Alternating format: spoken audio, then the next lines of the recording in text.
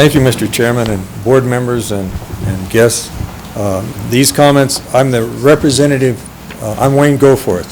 I'm the representative assembly for the International Chiropractic Association, and therefore I'll give the comments in behalf of the International Chiropractic Association to the New Mexico Board of Chiropractic Examiners, August 30th, 2011 rules meeting. These comments are in response to a call published in July 2011 through which the New Mexico Board of Chiropractic Examiners gave notice that the Rules Hearing and Regulation Board meeting will be held to consider the adoption of proposed amendments, repeals, and additions to the following board rules and regulations.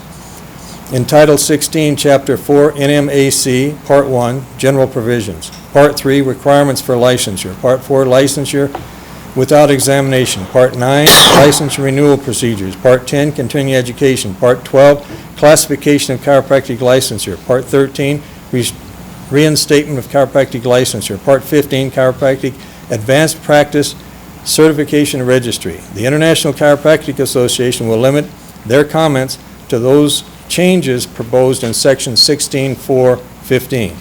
On June 14, 2010, new rules were adopted which added certain limited injectables to the chiropractic formula, despite the fact that required approval of the New Mexico Medical Board were never obtained and as required by statute.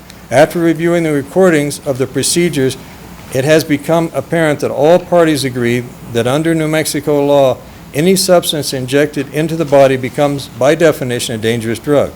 The New Mexico statute requires that the chiropractic formulary, and in particular any dangerous drug, must be approved by both the New Mexico Pharmacy Board and the New Mexico Medical Board. The New Mexico Pharmacy Board commented that they had not approved the proposed formulary. The New Mexico Medical Board commented that they had not approved the proposed formulary. Both boards advised the Chiropractic Board that their major issue was the inclusion of any injectable in the formulary. During the hearing, it was announced that all injectables would be deferred until later in the year after all the three boards could meet and agree on the necessary training requirements. During the subsequent meeting, it was explained to all present that the Chiropractic Board was misinterpreted the meaning of the statute regarding the word administer in Part A. It was stated that based upon the requirements of Part B, all injectable substances required the approval of the Medical Board and Pharmacy Board, and that these approvals had not been obtained. During the meeting, the Chiropractic Board was asked by a practicing chiropractor to reconsider and to approve the same limited list that had erroneously been published and approved. The proposal was amended to include the limited injectables that have not been approved and, in essence, perpetuated a situation that appears to result in chiropractors practicing in conflict of the current law.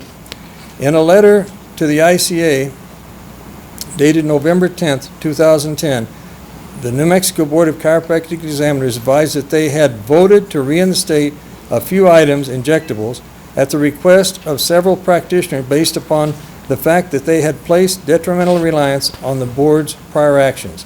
During the recent legislative session, House Bill 127 was considered for the purpose of removing required oversights of the New Mexico Medical and Pharmacy Boards and adding greater authority to the Chiropractic Board. The proposed legislation was not passed, and the Chiropractic Board is currently subject to the same statutory requirements that were in place at the time of the rules hearing on June 14, 2010. The ICA asserts that the current board is operating in violation of the New Mexico Statute 61-4-3, and any action taken by the board will be considered null and void. The ICA asserts that the proposal to add 26 injectable substances and the addition of the authority to administer substances through intravenous injections are clearly outside the scope of current law. The ICA also asserts the addition of other prescription drugs without the required approval of the New Mexico Medical and Pharmacy Boards are also clearly outside the scope of their authority as defined in state statute. The ICA also reminds the New Mexico Board of Chiropractic Examiners that over the past several years, it has acted in contradiction to the state statute on multiple occasions, resulting in placing New Mexico chiropractors at risk for practicing outside the legal authority. The majority, if not all, of the proposed additions to the chiropractic formula are contrary to the list approved by the medical board. The ICA respectfully suggests that any changes to the chiropractic formula be deferred until such time as the appropriate approval are obtained from the New Mexico Pharmacy and medical boards. The ICA acknowledges that in 2008, the New Mexico legislature included in the definition of chiropractic the administering of a drug by injection by the certified advanced practicing chiropractic physician. This was done despite the fact that all major chiropractic associations worldwide define chiropractic as a healing science, art, and philosophy that excludes drugs and surgery. In 2003, the World Federation of Chiropractic, comprised of 85 national chiropractic associations, passed a resolution establishing a policy with respect to the use of prescription drugs in the chiropractic profession. A copy of the policy statement is attached for you on Exhibit 4. The ICA is extremely conscious of the need to maintain clear boundaries between the health professions for the protection of the public. The proposal to authorize doctors of chiropractic to prescribe and administer injectable substances raises such boundary issues on many levels. First among ICA's concerns is the issue of safety and patient welfare. Doctors of chiropractic do not have such training as a part of the chiropractic instruction and qualification process. The injection process is one that requires extensive training not only on the safe administration for the procedures, but also on the proper maintenance, security, and accountability for the material and paraphernalia used in the process. No one should minimize the potential for injury, secondary infection, and related complications that attend the administration of injections process. Those risks are obviously proportional according to the skill and experience of those administering the procedure. Doctors of chiropractic do not normally acquire these requisite skills as a matter of their present national definition of educational processes. ICA rejects the notion that the skills, judgment, and experience necessary to safely and effectively administer such procedures can be acquired from the proposed weekend postgraduate seminars. ICA recognizes that pathways to legal qualifications to administer such procedures exist through nursing, physician's assistant, and doctors of medicine licensures. ICA strongly recommends that practitioners who want such authority and responsibility follow these established pathways and obtain the authority through the front door according to the highest standards of training and licensure. The public is entitled to clear definitions between health professionals and to the full protection of the regulatory process to assure that any health professional holding themselves out as qualified to perform any services is licensed and qualified at the highest standard. This is an urgent and irrefutable argument against the extension of injection authority for the doctor of chiropractic. Consider the risks considering the risks in the direct injection of any substance, reasonable people must ask whether any major health care gap is being filled by the addition of this authority. Is a major gap being filled? The ICA firmly believes that the range of oral, ingestible, nutritional supplements and supports is so extensive and diverse that any general nutritional support is available via this medium. Thus, the injectable avenue poses a needless and therefore irresponsible risk. The ICA would like to remind the board that in establishing the new right to injecting drugs, the New Mexico legislature also established criteria that had to be achieved prior to the activation of this right, and these criteria are now part of the New Mexico Administrative Code. Section 16.4.15.7 definitions includes a provision that states that a chiropractic formula shall mean those substances that are natural and naturally derived that have been approved for use by the chiropractic registry and advanced practice by the chiropractic board and as by statute with consensus between the New Mexico Medical Board and the New Mexico Board of Pharmacy. Section 15.6.4, 15.8, Advanced Practice Registry General Provisions includes a provision that all amendments to the formulary shall be made following consensus of the New Mexico Board of Medicine, New Mexico Pharmacy Board, and the New Mexico Board of Chiropractic Examiners. The ICA would like to remind the board that in establishing this new right of injecting drugs, the New Mexico legislature also established criteria that had to be achieved prior to the activation of this right, and these criteria are now part of the New Mexico Administrative Code. The NMB and the New Mexico Medical Board and the New Mexico Pharmacy Board have been working with the New Mexico Board of Chiropractic Examiners for the past 2 years in order to comply with statutes that regulate these drugs and administration by injection and submitted to the Board of Pharmacy and the Board of Medical Board for approval. The New Mexico Medical Board and the New Mexico Pharmacy Board have, however, determined that there is insufficient documentation evidence of significant hands-on clinical training and experience to warrant such approval. The New Mexico Medical Board reported in the minutes of their meeting February 10, 2010 that all IV drugs and the IV routes of administration have been eliminated for the present by mutual agreement of the New Mexico Board of Chiropractic Examiners, the New Mexico Medical Board, and the New Mexico Board of Chiropractic Examiner Task Force also agreed to remove intermuscular and subcutaneous drugs from the formulary at the present time. Further, the New Mexico Medical Board on August 12, 2011 voted unanimously not to approve, as specified under New Mexico Statute 1978-16492B, the proposed formulary, changing details on the rules New Mexico AC 16.4.15.11.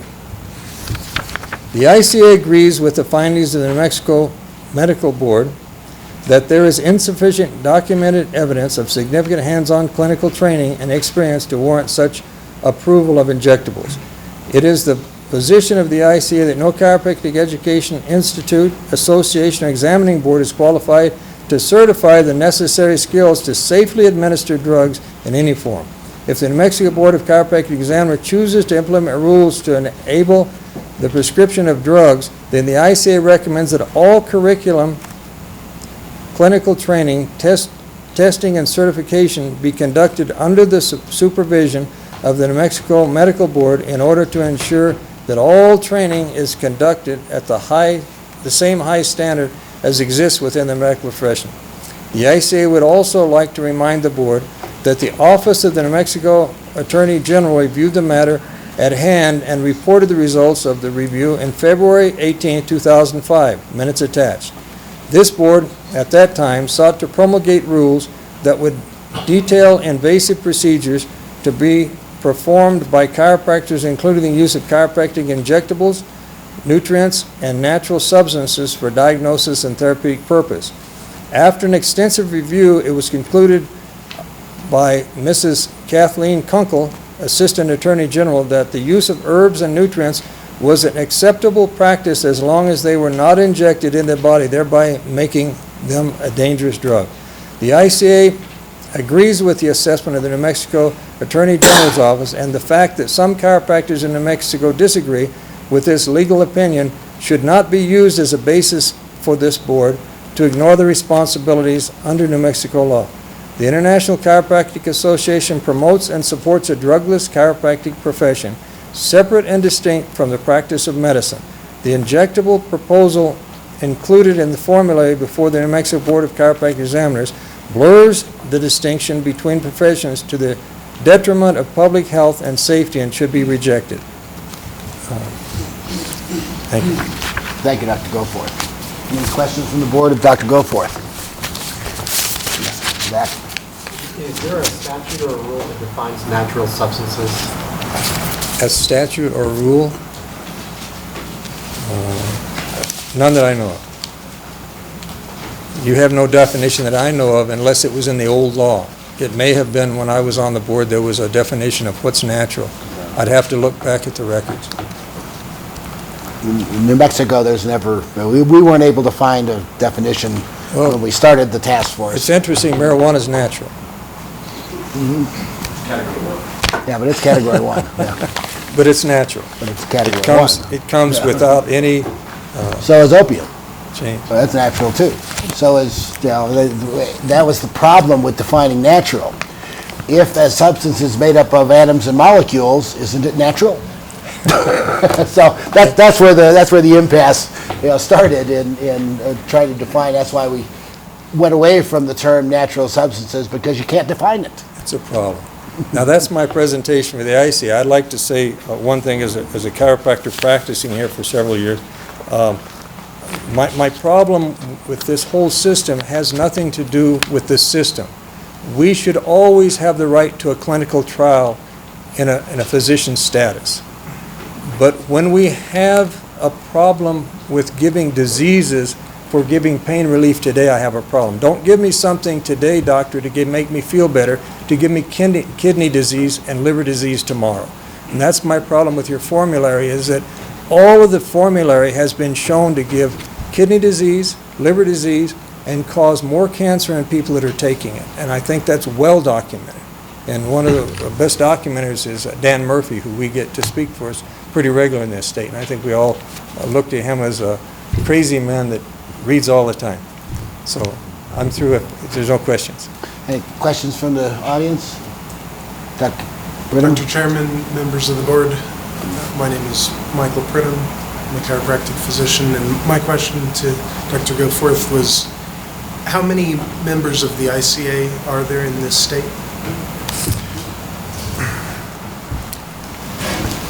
Are you a member? They've never released that information. The 19. 19? How about in the country I have no idea at this moment. or in the world? I could say any number and you guys would believe it, so I have no idea. I've never heard a number, so I was just kind of curious about that. I won't blow smoke, I have no idea. I think there are actually 26 or 28 in the state, but I'm not sure. I've been busy with a burned house. I'm sorry to hear that. Thank you. Thank you, Dr. Goforth.